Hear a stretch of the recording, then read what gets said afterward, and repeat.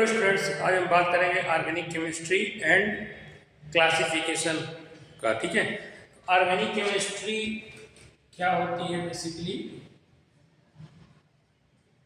Organic chemistry क्या होती है? ऑर्गेनिक केमिस्ट्री के अंदर हम लोग उन कंपाउंड्स की स्टडी करते हैं जो कंपाउंड ऑर्गेनिज्म के अंदर पाए जाते हैं।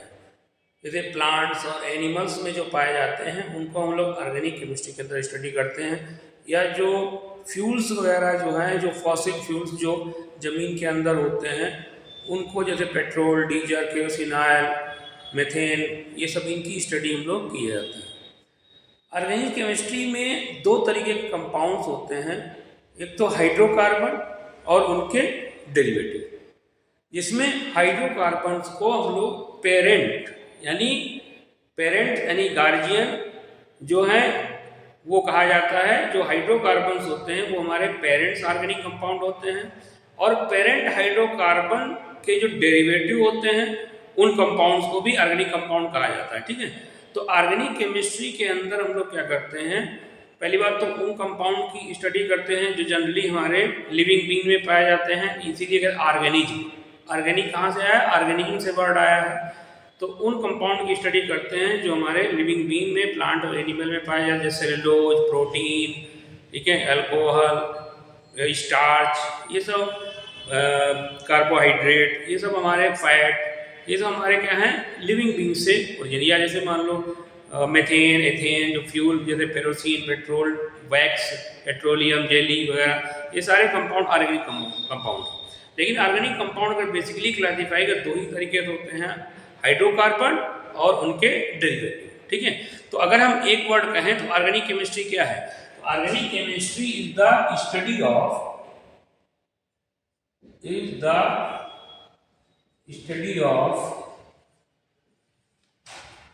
हाइड्रोकार्बन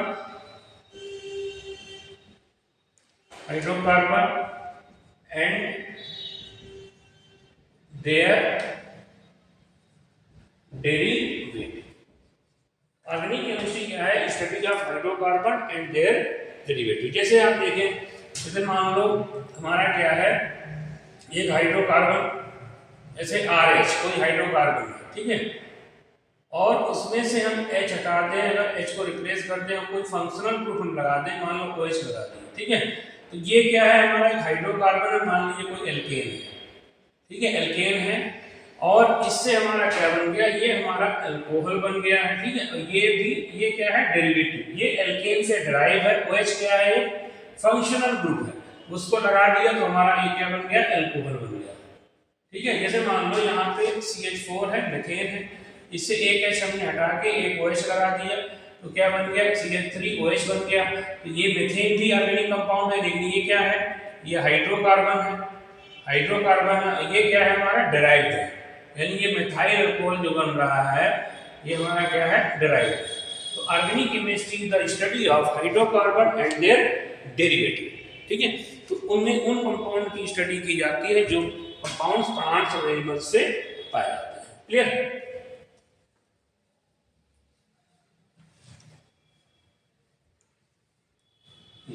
आगे चलते हैं हम लोग, एक थ्योरी है इसको कहते हैं, देखो पहले एक साइंटिस्ट थे बर्जीलियस। तो बर्जीलियस जो साइंटिस्ट थे उन्होंने एक थ्योरी दी थी, कहते हैं वाइटल फोर्स थ्योरी। अगर कभी पूछ दिया जाए तो वाइटल फोर्स थ्योरी कितने दी थी, बर्जीलियस ने।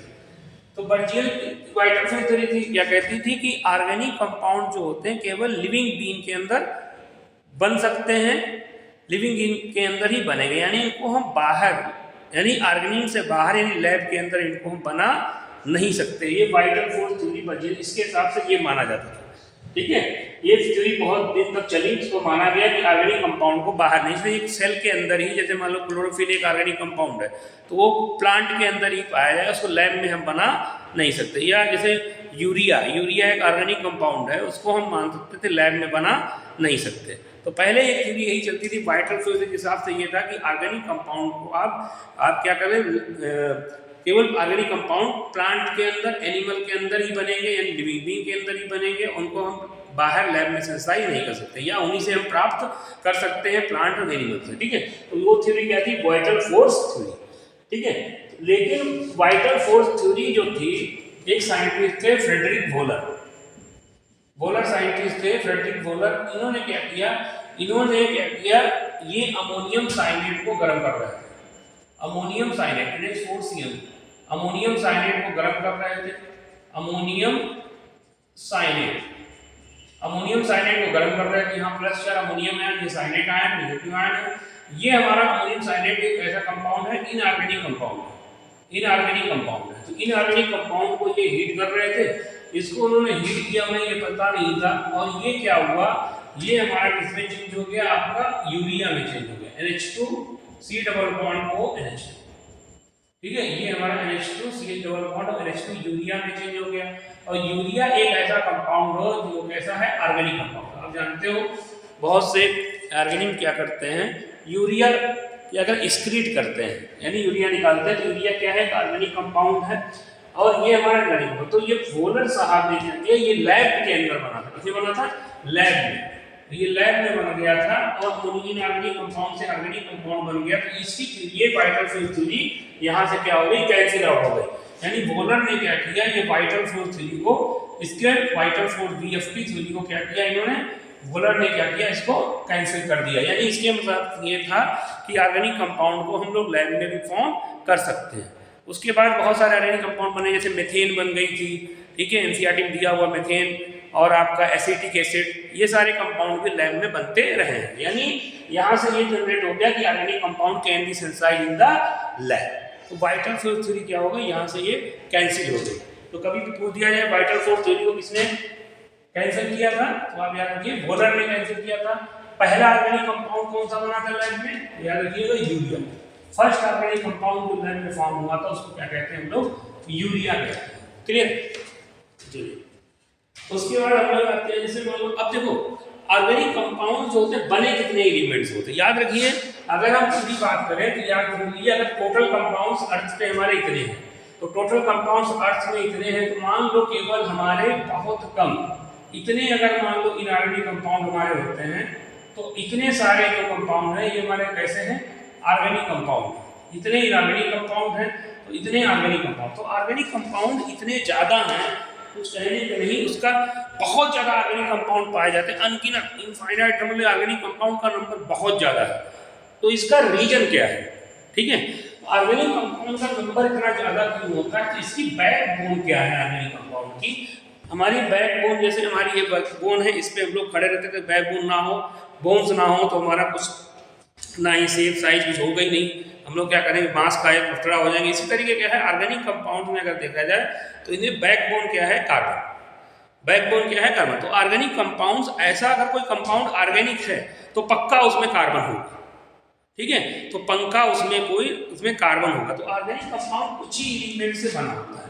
ऑर्गेनिक कंपाउंड में क्या होगा, कार्बन होगा, हाइड्रोजन होगा, ये हमने कहा ना, ऑर्गेनिक कंपाउंड अगर हाइड्रोकार्बन यानी हाइड्रोजन होगा, कार्बन होगा, ऑक्सीजन होगा, नाइट्रोजन होगा, और आपके हेलोजन मतलब आपका FCl Br I, हेलोजन कहाँ होते हैं, ग्रुप 17 में होते हैं। मोस्ट रिएक्टिव नॉन मेटल्स आपके हेलोजन्स होते हैं, और मोस्ट याद रखिएगा, मोस्ट रिएक्टिव नॉन मेटल्स क्या है, हेलोजन्स। हेलोजन्स हमारे मोस्ट रिएक्टिव होते हैं। उसमें भी सबसे ज़्यादा हाईएस्ट रिएक्टिव कौन होता है, फ्लोरीन होता है। फ्लोरीन सबसे ज़्यादा हाईएस्ट हेलोजन्स होगा। और आपका यानी carbon, hydrogen, oxygen, nitrogen, halogens, इतने ही एलिमेंट, कहीं कहीं आपको फास्फोरस वगैरह, सल्फर वगैरह भी देखने को मिल जाएगा। लेकिन बेसिकली अगर देखा जाए तो ऑर्गेनिक केमिस्ट्री हमारी इतने ही एलिमेंट में खत्म हो जाएगी, आपकी इतने ही एलिमेंट देखने मिलेंगे। तो कुछ बातें इनके बारे में देख लीजिए जरा। तो जनरली अगर हाइड्रोजन की बात करें, भाई देखो हाइड्रोजन में कितना वैलेंस इलेक्ट्रॉन होता है, हाइड्रोजन में वैलेंस इलेक्ट्रॉन होता है 1, ठीक है। तो हाइड्रोजन की वैलेंसी भी कितनी होती है, हमारी वैलेंसी भी कितनी होती है 1। हाइड्रोजन हमेशा एक बॉन्ड बनाएगा, हाइड्रोजन हमेशा साइड में रहेगा। अगर हम ऑक्सीजन की बात करें, ऑक्सीजन हमारा 16 ग्रुप का है, तो इसमें वैलेंस इलेक्ट्रॉन कितने होंगे, अपने ग्रुप नंबर से पी ब्लॉक पे ग्रुप नंबर से 10 माइनस कर दीजिए, 10 माइनस कर तो वैलेंस इलेक्ट्रॉन आ जाएंगे। इधर वैलेंस इलेक्ट्रॉन कितने होते हैं, 6 होते हैं। और इसकी वैलेंसी जनरली वैलेंस इलेक्ट्रॉन 6 है, तो वैलेंसी जनरली वैलेंसी कितनी होती है नॉर्मली वैलेंसी कितनी होती है आपकी 2 होगी, यानी 8 में से माइनस 2 होगी, ठीक है। नाइट्रोजन की बात करें, नाइट्रोजन में 5 वैलेंस इलेक्ट्रॉन होते हैं, ठीक है। तो 5 वैलेंस इलेक्ट्रॉन होंगे, 8 में से माइनस करो तो वैलेंसी कितनी निकल के आएगी, वैलेंसी निकल के आएगी हमारी 3। और हाइड्रोजन की वैलेंस इलेक्ट्रॉन कितने होते हैं, 7 होते हैं हमारे, 17 ग्रुप है, 10 माइनस करेंगे तो वैलेंसी कितनी निकल के आएगी 1। तो जनरली ये वैलेंसी है, ठीक है। और कार्बन में हमारे 4 वैलेंस इलेक्ट्रॉन होते हैं, वैलेंस इलेक्ट्रॉन कितने होते हैं 4, नॉर्मल वैलेंसी कितनी निकल के आती है, और 4 ही निकल के आती है, यानी carbon most of the cases में 4 बॉन्ड बनाएगा, ठीक है। तो कुछ चीज और याद रख लीजिए, तो कार्बन हमेशा कितने बॉन्ड बनाएगा, कार्बन हमेशा कितने बॉन्ड बनाएगा, 4 बॉन्ड। अगर कभी कार्बन 4 बॉन्ड बनाएगा तभी ये स्टेबल होगा। कार्बन कितने बॉन्ड बनाएगा, 4। अगर 4 बॉन्ड बनाएगा तो स्टेबल होगा। अगर कार्बन कहीं 4 से कम बॉन्ड बना रहा है या 4 से कहीं ज्यादा बना रहा है, 4 से ज्यादा तो बना ही नहीं पाएगा, क्योंकि सेकंड पीरियड का एलिमेंट है, सेकंड पीरियड के एलिमेंट में 4 ही ऑर्बिटल होते हैं, तो 8 इलेक्ट्रॉन रह सकते हैं। तो 8 से ज्यादा इलेक्ट्रॉन यानी 4 बॉन्ड से ज्यादा बना ही नहीं पाएगा, तो कार्बन 4 से ज्यादा बॉन्ड नहीं बना सकता है। लेकिन कार्बन 3 बॉन्ड बनाएगा, लेकिन तो वो अनस्टेबल होगा। या फिर कार्बन मैक्सिमम बॉन्ड कितने बनाएगा, कार्बन मैक्सिमम बॉन्ड बनाएगा 4। कितने बनाएगा, 4। अगर 4 से कम बनाएगा तो ये अनस्टेबल होगा। ऐसा होगा, अनस्टेबल होगा, रिएक्टिव होगा, कोई इंटरमीडिएट होगा, याद रखिएगा, ठीक है। हाइड्रोजन हमेशा एक बार ऑक्सीजन पर जल दीजिए, तो ऑक्सीजन क्या होता है, जनरली हमारा ऑक्सीजन क्या कितने बॉन्ड बनाएगा, 2 बॉन्ड बनाएगा। अगर कहीं ऑक्सीजन हमारा 3 बॉन्ड बनाएगा, अगर ऑक्सीजन नॉर्मल वैलेंसी 3 है, नॉर्मल वैलेंसी 2 है, अगर 3 बॉन्ड बनाएगा तो ऑक्सीजन के ऊपर प्लस चार्ज आ जाएगा। कितना आ जाएगा, प्लस चार्ज। अगर ऑक्सीजन हमारा 1 बॉन्ड अगर बना रहा है कहीं पे, तो ऑक्सीजन कितना चार्ज, माइनस चार्ज आ जाएगा। ऐसे ही नाइट्रोजन की बात करें, अगर नाइट्रोजन मान लो 3 बॉन्ड बनाता है तो इसमें कोई चार्ज नहीं आएगा। नाइट्रोजन अगर 4 बॉन्ड बनाएगा तो इसके ऊपर कितना आएगा, इसके ऊपर 1 प्लस चार्ज आ जाएगा। अगर नाइट्रोजन कहीं हमारा मान लो आपका 2 बॉन्ड बना रहा है, नाइट्रोजन अगर मान लो कहीं पे 2 बॉन्ड बना रहा है मान लो, तो इस पे क्या आएगा, माइनस चार्ज आ जाएगा, ठीक है।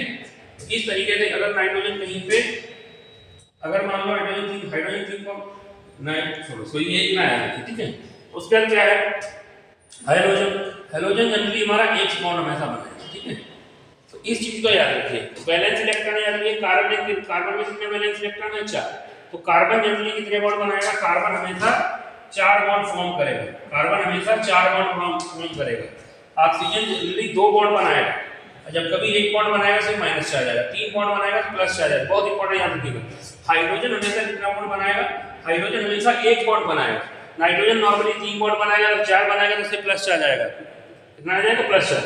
अगर हम लोग नाइट्रोजन कहीं 2 बॉन्ड बनाता है तो इसमें 1 माइनस चार्ज, ठीक है। नाइट्रोजन अगर मान लो कहीं हमारा 2 बॉन्ड बना रहा है तो उस पे 1 माइनस चार्ज होगा। नाइट्रोजन अगर मान लो कहीं 1 बॉन्ड बना रहा है तो उस पे 2 नेगेटिव चार्ज होगा। नाइट्रोजन अगर मान लो कहीं बॉन्ड ही नहीं बना रहा कोवेलेंट तो उस पे 3 नेगेटिव चार्ज होगा, तो जो नाइट्राइड आयन हो जाएगा। तो ये भी इतना इंपॉर्टेंट नहीं है, लेकिन कम से कम इतना याद रखो कि कार्बन कितने बॉन्ड बनाएगा, 4।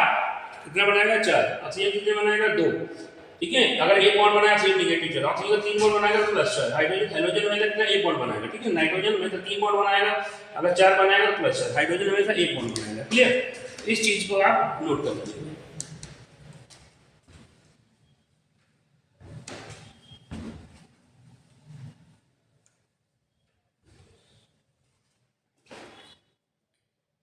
अब लोग उस कार्बन के बारे में बात करें, यानी कार्बन हमारा सेंट्रल एलिमेंट है। इतने ही एलिमेंट में ऑर्गेनिक केमिस्ट्री हमारी खत्म हो जाएगी, इतने ही एलिमेंट आपके यूज होंगे। तो उसमें हमारा कार्बन के बारे में बात करिए, तो सम पॉइंट्स अबाउट कार्बन। तो कार्बन बेटा देखो, ऑर्गेनिक कंपाउंड्स में कार्बन हमारा क्या होगा, कार्बन हमारा सेंट्रल एटम होगा। ऑर्गेनिक कंपाउंड में कार्बन हमारा जनरली सेंट्रल एटम होगा, ठीक है। सेंट्रल एटम हमारा कार्बन होगा, ये बैकबोन है ऑर्गेनिक, इसके बिना ऑर्गेनिक केमिस्ट्री हो ही नहीं सकती, ठीक है। ये सेंट्रल एलिमेंट है, ठीक है। ये इसकी वैलेंसी कितनी होती है, अगर नॉर्मली अगर कार्बन का इलेक्ट्रॉनिक कॉन्फिगरेशन देखें तो कार्बन का होता है भैया 1s2 2s2 2p2, ठीक है। ऐसे ये आउटर मोस्ट शेल, ये 2 नंबर जो है ये इसको बता रहा है, वैलेंस शेल को बता रहा है। वैलेंस शेल में इलेक्ट्रॉन कितने हैं, तो वैलेंस शेल में हमारे कितने, 4 इलेक्ट्रॉन। वैलेंस इलेक्ट्रॉन कितने हैं, 4। तो वैलेंसी भी कितनी होगी, नॉर्मली वैलेंसी हमारी वैलेंस इलेक्ट्रॉन में हमारे 4 इलेक्ट्रॉन है। लेकिन अगर हम वीपी की थ्योरी लगाएं, ठीक है, तो अगर मान लो हम लोग इससे देखें तो इसमें अगर मान इसको ओपन करोगे आप, अगर इसको वैलेंस शेप को अगर आप ऐसे देखो इस तरीके से, इसको हम ग्राउंड स्टेट कहते हैं। ग्राउंड स्टेट में देखो भैया 2s2 में 2 इलेक्ट्रॉन है, पेयर्ड इलेक्ट्रॉन है, और p ऑर्बिटल, p स्ट्रक्चर में 3 ऑर्बिटल होते हैं, इसमें 2 इलेक्ट्रॉन है, ठीक है। 2p में हमारे 2 इलेक्ट्रॉन है, तो अनपेयर्ड इलेक्ट्रॉन कितने हैं? 2। तो ग्राउंड स्टेट में अनपेयर्ड इलेक्ट्रॉन 2 ही होते हैं। और याद रखना पेयरिंग कौन करता है? जो अनपेयर्ड होता है, जो पहले पेयर हो जाता है वो स्टेबल हो जाता है, ठीक है। तो दुनिया परेशान है पेयरिंग के लिए, जो पेयरिंग है वो स्टेबल है, यानी ये तो बॉन्ड जनरली बनाएगा नहीं, ये 2 अनपेयर्ड इलेक्ट्रॉन है। और याद रखना कोवेलेंसी इक्वल टू क्या होता है? कोवेलेंसी इक्वल टू होता है हमारा unpaired electron. Covalency equal to क्या होता है? Unpaired electron. तो ग्राउंड स्टेट में अनपेयर्ड इलेक्ट्रॉन कितने हैं? 2। तो ग्राउंड स्टेट में अनपेयर्ड इलेक्ट्रॉन कितने हैं? 2। अनपेयर्ड इलेक्ट्रॉन कितने हैं? 2। ग्राउंड स्टेट में अनपेयर्ड इलेक्ट्रॉन कितने हैं? 2 ही है। तो अनपेयर्ड इलेक्ट्रॉन ये 2 हैं ग्राउंड स्टेट में, तो कोवेलेंसी कितनी होगी? 2। कोवेलेंसी कितनी है? 2। अच्छा मतलब 2 कोवेलेंट बॉन्ड बनाएगा तो 4 हो जाएंगे, 4 तो 6 ही तो इलेक्ट्रॉन हुए हैं कार्बन के पास, तो कार्बन कैसा रहेगा? अनस्टेबल। तो बहुत कुछ ही कंपाउंड है जिसमें कार्बन की कोवेलेंसी 2 होती है। जैसे मान लो एक डाइक्लोरोकार्बन CCl, ये बनता है डाइक्लोरोकार्बन, ये इलेक्ट्रोफाइल होता है, इलेक्ट्रोफाइल होता है, इसको हम लोग पढ़ेंगे आगे।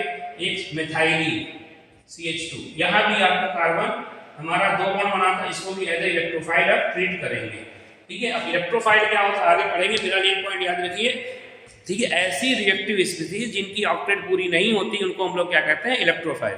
या ऐसी रिएक्टिव स्पीसीज जो इलेक्ट्रॉन डेफिशिएंट होती हैं, यानी वो स्टेबल नहीं होती हैं, वो हमारी क्या होती है? इलेक्ट्रोफाइल, जिनकी ऑक्टेट पूरी ना हो, जो इलेक्ट्रॉन को क्या कहते हैं? तो कार्बन ग्राउंड स्टेट में 2 अनपेयर्ड इलेक्ट्रॉन, कोवेलेंसी कितनी होगी? 2, ठीक है। तो ग्राउंड स्टेट बहुत कम देखने को मिलेगी आपको कार्बन की। कार्बन नॉर्मली कितने बनाएगा बॉन्ड? चौका है, 4 बॉन्ड बनाएगा, ज्यादातर कार्बन चौका ही मारेगा, ज्यादातर कार्बन कितना हमारा 4 बॉन्ड बनाएगा। तो कार्बन बहुत रेयर केस में हमारे 2 बॉन्ड बनाता है। कोई रिएक्टिव स्पीसीज है, कोई कंपाउंड नहीं है ऐसा जिसमें बहुत कम कार्बन, कोई कंपाउंड ऐसा देखने को बहुत कम मिलेगा जिसमें कार्बन 2 बॉन्ड बना रहा हो। याद रखिए कि वो अनस्टेबल होता है, वो रिएक्टिव स्पीसीज है, ठीक है। तो कार्बन ज्यादातर बॉन्ड कितने बनाएगा? 4। कितने बॉन्ड बनाएगा? 4। दूसरी चीज कैसे, अब उसको देख लीजिए, इसका कैसे 4 बॉन्ड एक्सप्लेन करेंगे। तो अगर कार्बन का एक्साइटेड स्टेट में इलेक्ट्रॉनिक आप बनाओगे तो 1s2, और यहाँ से इलेक्ट्रॉन एक्साइट हो जाएगा 2p3। तो भैया 2 देखो, इसमें एक इलेक्ट्रॉन अनपेयर्ड, और p3 में देखो, p3 में हमारे 3 अनपेयर्ड इलेक्ट्रॉन, तो भैया टोटल अनपेयर्ड इलेक्ट्रॉन कितने? 4। तो कोवेलेंसी कितनी होती है? Covalency equal to number of unpaired electron, तो यहाँ पे कोवेलेंसी कितनी हो जाएगी? 4। यानी हमारे एक्साइटेड स्टेट की बात करें तो कार्बन की एक्साइटेड स्टेट में कार्बन कितने बॉन्ड बनाएगा? एक्साइटेड स्टेट में अनपेयर्ड इलेक्ट्रॉन कितने हैं? अगर अनपेयर्ड इलेक्ट्रॉन की बात करें, अनपेयर्ड इलेक्ट्रॉन कितने हैं? 4। तो कोवेलेंसी कितनी होगी हमारी? कोवेलेंसी कितनी होगी? 4। याद रखिए कोवेलेंसी कितनी होगी? 4। ये 4 के 4 इलेक्ट्रॉन पेयरिंग करेंगे, 4 के 4 इलेक्ट्रॉन पेयरिंग करेंगे तो कितना बॉन्ड बनाएगा? 4 बनाएगा, ठीक है। दूसरा यानी कार्बन नॉर्मली कितने बॉन्ड बनाएगा? 4, ठीक है। दूसरा पॉइंट याद रखिए, कार्बन जो होता है आपका सिंगल बॉन्ड बना सकता है भाई, सिंगल बॉन्ड बना सकता है। कार्बन हमारा डबल बॉन्ड बना सकता है, डबल बॉन्ड बना सकता है। कार्बन हमारा ट्रिपल बॉन्ड बना सकता है, कार्बन ट्रिपल बॉन्ड बना सकता है, ठीक है। तो कार्बन हमारा साइक्लिक बॉन्ड बना सकता है, ऐसे साइक्लिक भी बना सकता है, यानी ऐसे जाके कार्बन साइक्लिक बना सकता है, यानी कार्बन हमारा डबल ट्रिपल साइकिल हर तरीके से बना सकता है। याद रखिए अगर कार्बन सिंगल बॉन्ड बना रहा है तो सिग्मा होगा, सिंगल बॉन्ड बनाएगा सिग्मा होगा, सिंगल बॉन्ड बनाएगा सिग्मा होगा, सिंगल बॉन्ड बनाएगा सिग्मा होगा, सिंगल बॉन्ड बनाएगा सिग्मा, यानी सिंगल बॉन्ड अगर है तो वो सिग्मा ही होगा। याद रखिए S for sigma, S for strong, S for sigma, S for sigma, S for sigma, S for sigma, S for strong, S for sigma, S for strong, यानी sigma bond हमारा कैसा होता है? स्ट्रॉन्ग होता है, सिग्मा बॉन्ड हमारा strong होता है, S for sigma, S for strong. अब याद रखिए ये डबल बॉन्ड बना रहा है, तो ये बताओ अगर double bond S for sigma, S for strong, तो याद रखिए सिग्मा बॉन्ड जो होता है स्ट्रॉन्ग होता है। अच्छा ये बताओ पहले कौन सा, अगर कोई पूछ दे कि कार्बन पहले कौन सा बॉन्ड बनाता है, तो याद रखिए पहले कौन सा बॉन्ड बनाएगा? सिग्मा बनाएगा। यानी कहीं भी अगर बॉन्ड होगा, अगर डबल है, ट्रिपल है, सिंगल है, तो उसमें सिग्मा तो होगा ही होगा। यानी यहाँ पे डबल बॉन्ड बना रहा है तो इसमें एक सिग्मा बॉन्ड होगा, यहाँ ट्रिपल बॉन्ड बना रहा है तो इसमें एक सिग्मा बॉन्ड होगा, ठीक है। तो यानी बाकी बचे सिग्मा एक ही होता है, सिग्मा एक ही बॉन्ड बहुत मतलब स्टेबिलिटी दे दिया जाता है, देगा, मतलब बल्कि स्टेबिलिटी देगा। तो एक सिग्मा बॉन्ड तो दूसरा क्या होगा भाई, पाई बॉन्ड। यहाँ एक सिग्मा बॉन्ड, दूसरा क्या होगा, पाई बॉन्ड। ये कितने हो गए, पाई बॉन्ड। तो एक सिग्मा, तो याद रखिए अगर मान सिंगल बॉन्ड बन रहा है तो सिग्मा ही होंगे, डबल है तो एक सिग्मा एक पाई, ट्रिपल है एक सिग्मा दो पाई, ठीक है। लेकिन पहले तो पाई बॉन्ड कैसा होता है, वी। तो जब सिग्मा स्ट्रांग है तो दूसरा कैसा होगा, वी। दूसरा कैसा होगा, वी। और पाई बॉन्ड रिएक्टिव होता है। पाई बॉन्ड कैसा होता है हमारा, रिएक्टिव होता है। कैसा होता है आपका, रिएक्टिव होता है, ठीक है, ठीक है। तो ये रिएक्टिव भी होगा, तो यानी पाई बॉन्ड कैसा है हमारा, रिएक्टिव होगा। क्लियर, तो इतना हमको क्लियर हो गया होगा। कम से कम इतना याद रखिएगा, तो सिग्मा बॉन्ड क्या होता है हमारा, स्ट्रांग होता है। पाई बॉन्ड कैसा होता है, वीक होता है। क्यों होता है, ये चीजें हम लोग केमिकल बॉन्डिंग में पढ़ चुके हैं, ठीक है। तो फिर अगर आप देखिए कार्बन की प्रॉपर्टी के बारे में, एक होता है, एक चीज होती है हमारी, जैसे हम इसको याद रखिएगा,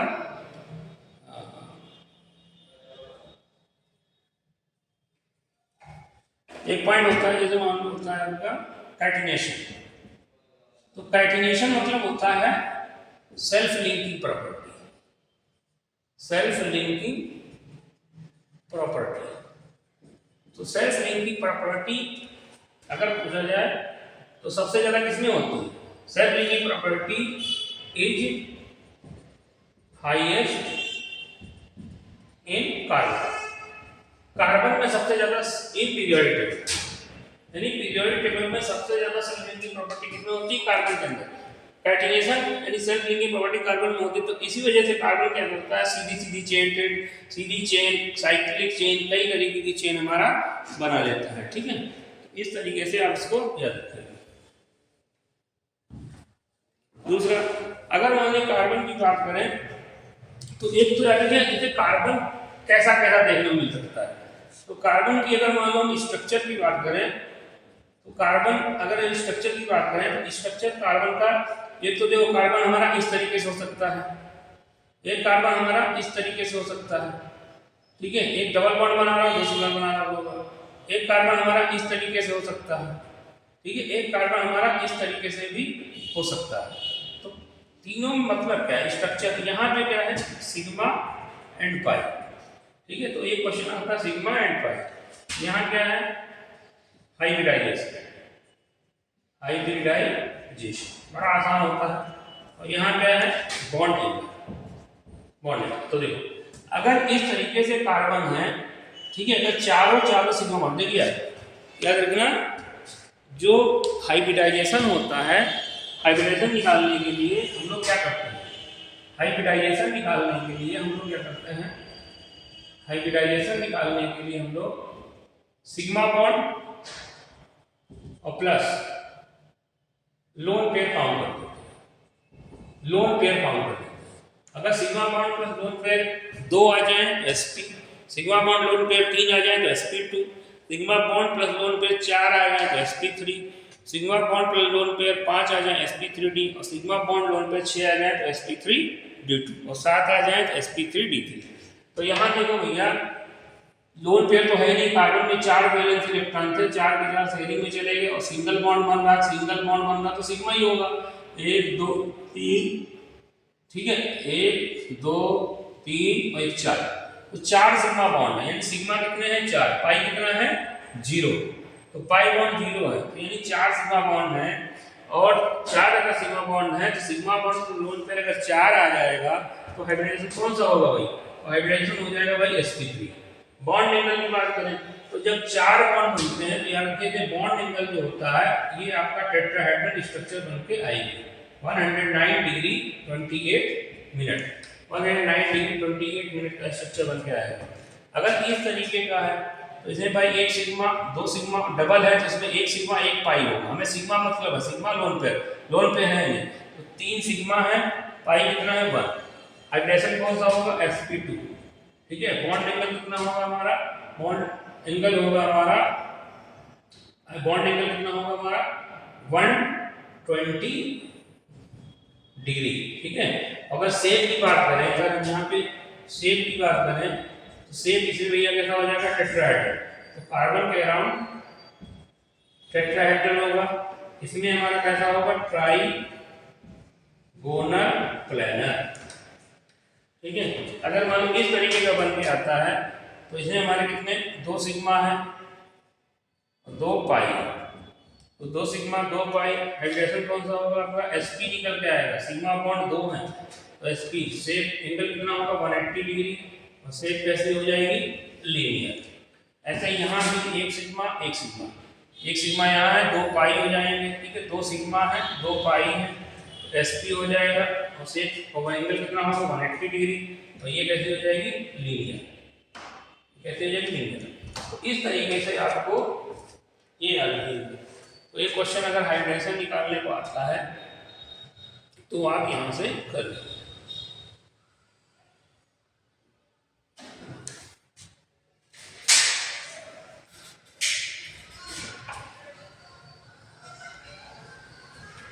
लगे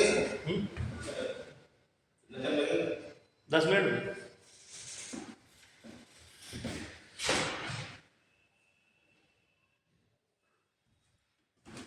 कई क्वेश्चन में अगर आपसे हाइड्रेशन निकालने को आ जाए, जैसे देख लीजिए इसे एक क्वेश्चन याद रखिएगा, जैसे मान लो वैसे तो कार्बन की यहाँ पे हाइड्रेशन निकालना आ गया तो याद रखिएगा sp हाइब्रिडाइज्ड कार्बन की अगर इलेक्ट्रोनेगेटिविटी की बात करें, इलेक्ट्रोनेगेटिविटी याद रखिएगा, अगर इलेक्ट्रोनेगेटिविटी की बात करें,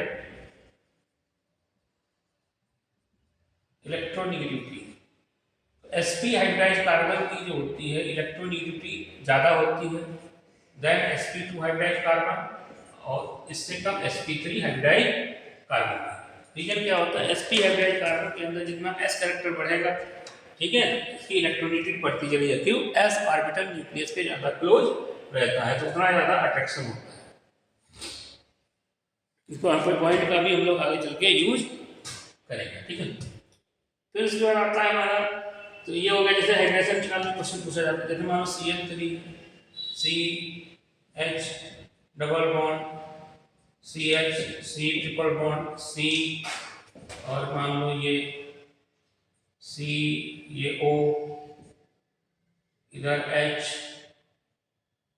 इधर मान लो आपका CH2 इधर C डबल बॉन्ड O इधर OH। अगर मान लो सारे एटम पे हाइड्रेशन निकालना है, ठीक है, तो हाइड्रेशन देखो अगर मान लो यहाँ पे क्या है 3 हाइड्रोजन है, हाइड्रोजन हमेशा कौन सा बॉन्ड बनाता है सिग्मा, तो 3 सिग्मा 1 4 सिग्मा, तो 4 के 4 सिग्मा है तो हाइड्रेशन कौन सा होगा आपका sp3। यहाँ पे देखिए 1 2 3, अगर यहाँ पाई है तो हाइड्रोजन हमेशा सिग्मा बनाएगा, 1 2 3 सिग्मा हाइड्रोजन कौन सा होगा sp2। यहाँ पे देखिए एक हाइड्रोजन सिग्मा बनाएगा, यहाँ 1 सिग्मा 1 पाई, तो हमें सिग्मा से मतलब 1 सिग्मा 1 2 3, तो आंसर कौन सा हो जाएगा sp2। चारों तरफ आपको घूमना है, यहाँ पे देखो 1 2, यहाँ 1 सिग्मा तो 2 सिग्मा है तो कौन सा होगा sp। यहाँ पे जरा देखो, यहाँ पे हम लोग यहाँ देखिए अगर मान लो इस पे देखा जाए 1 सिग्मा यहाँ 1 सिग्मा यहाँ sp। ऑक्सीजन में कितने वैलेंस इलेक्ट्रॉन होते हैं, ऑक्सीजन में 6 वैलेंस इलेक्ट्रॉन होते हैं, एक यहाँ सेलिन में चला गया, एक यहाँ सेलिन में चला गया, बचे क्या 2, तो 4 बचे, 4 मतलब 2 लोन पेयर हो जाएंगे। तो यहाँ क्या है 1 sigma 2 lone pair, sigma bond पे लोन पेयर कितने आ रहे हैं 4, तो यहाँ ऑक्सीजन में कौन सा हो जाएगा sp3। ऐसे यहाँ देखिए 1 सिग्मा 2 सिग्मा हाइड्रोजन में सिग्नल बनाता है 2 3 4, हाइड्रोजन कौन सा हो जाएगा sp3। इस ऑक्सीजन कार्बन पर देखो 1 2 3 sp2, इस ऑक्सीजन में हमेशा ऑक्सीजन जब भी 2 सिग्मा बॉन्ड बनाएगा तो इस पे sp3 होता है। यहाँ पे ऑक्सीजन में देखो 1 पाई 1 सिग्मा 1 और 2 लोन पेयर होंगे हमारे, तो आपका कौन सा हो जाएगा इस पे sp2। तो इस तरीके से आप सारे एटम पे हाइड्रेशन निकालना सीख सकते हैं, ठीक है। बाकी बातें हम लोग बाद में करेंगे। Thanks for watching.